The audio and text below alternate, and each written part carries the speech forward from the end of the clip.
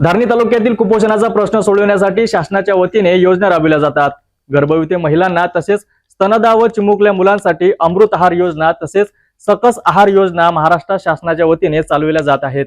मात्र काही कारणास्तव धारणी तालुक्यातील 1 ते 2 दिवस काही गावातील अंगणवाडी येथील अमृत आहार बंद होता।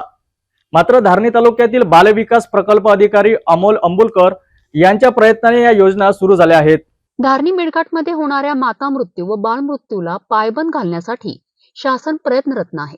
गर्भवती, स्तनदा माता व बालकांसाठी अमृत आहार योजना व सकस आहार योजना राबवली जात आहे। धारणी तालुक्यातील 1-2 गावातील अमृत आहार बंद होता, तेथील समस्या बाल विकास प्रकल्प अधिकारी अमोल अंबुलकर यांनी जाणून घेतल्या व पुन्हा अमृत आहार सुरळीत सुरू केलाय। प्रत्येक अंगणवाडी बीट प्रवेशिका राधिका जांभले, साधना धोटे, गंगा आखंडे, निकिता पटेल, शकुंतला राठोड, शकुंतला बेठेकर, अनिता उईके यांच्यासह संपूर्ण बीटच्या अंगणवाडी केंद्रांची पाहणी केली। अडचणी सोडविण्यासाठी अंगणवाडी सेविका यांच्याशी संपर्क साधून अमृत आहार व्यवस्थित सुरू केला आहे आणि सर्व गर्भवती व स्तनदा मातांना व मुलांना आहार मिळत आहे। नमस्कार सर। नमस्कार, आपला परिचय? मी अमोल पंजाबराव अंबुलकर, बालविकास प्रकल्प अधिकारी धारणी। सर, आपल्या मेळघाटमध्ये अमृत आहार योजना सुरू आहे आणि या अमृत आहार योजनामध्ये काही ठिकाणी बंद असल्याची माहिती आम्हाला मिळालेली आहे। याबद्दल सर आपल्याकडे काही माहिती आलेली आहे काय? हो सर, आपल्या इथे एक दिनांक 15 डिसेंबरला बऱ्याच वृत्तपत्रात न्यूज आली की संपूर्ण तालुक्यात अमृत आहार बंद आहे। प्रत्यक्षात काही ठिकाणी अमृत आहार विस्कळीत झालेला होता, संपूर्ण तालुक्यात बंद नाही आहे।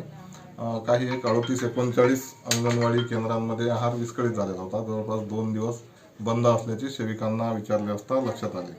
परंतु दिनांक 16 डिसेंबरपासून अमृत आहार पूर्ववत आणि सुरळीतपणे सुरू आहे आणि नुकतेच माननीय शिव मॅडम यांनी तसे आश्वासन सुद्धा दिले की लवकरच निधी उपलब्ध करून देईल।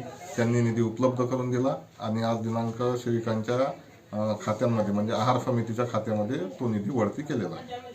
गर्भवती, स्तनदा, चिमुकल्यांसाठी अमृत आहार योजना काही कारणास्तव बंद होती। 2 गावातील सकस आहार योजना एकात्मिक बालविकास अधिकाऱ्यांच्या प्रयत्नाने योजना पूर्ववत सुरू। मेळघाटच्या धारणीसाठी शासनाच्या वतीने अनेक योजना राबवल्या जातात, त्यासाठी भरपूर निधीसह प्रावधान केलं जातं। परंतु बऱ्याचदा योजना राबवणाऱ्यांच्या उदासीनेमुळे लाभार्थ्यांपर्यंत योजना पोहोचतच नाहीत। दक्ष अधिकारी मात्र त्यातील अडचणी दूर करून लाभार्थ्यांपर्यंत योजना पोहोचवितात। त्याचं हे उदाहरणच आहे।